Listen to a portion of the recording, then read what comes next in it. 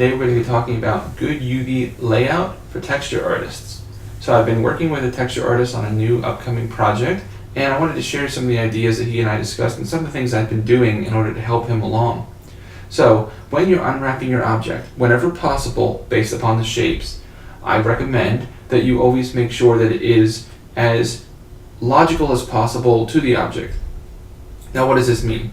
Well, here's a suitcase model that I've created, and I'll rotate a little bit. You can see the little feet on the bottom, and I've made sure that the whole object is of course symmetrical because the design is going to be the same on both sides. And what I've done on top of that is made sure that the pieces are laid out in a logical format for the texture artist so that right away he knows what he's looking at. Now what this means is this top piece here you see is the handle, and if I select the top face you see obviously that is the top of the handle.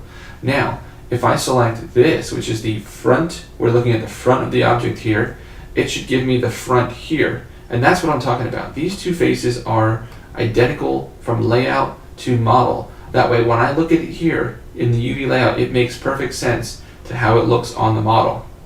So if I select the next face over, then it's obviously on the left there. So everything is exactly as I see it, as closely as possible.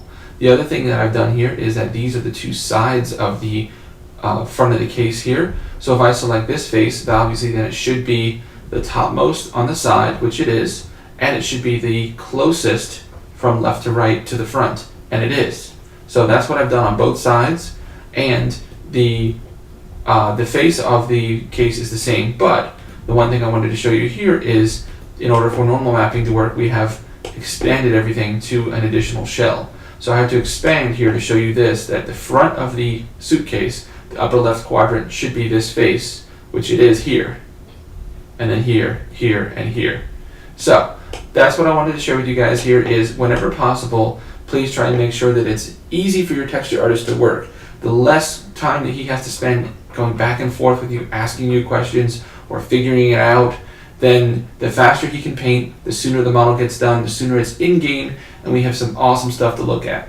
So I hope you guys liked this. If you did, please make sure to like, comment, and subscribe, and I'll see you next time as the pilgrimage continues.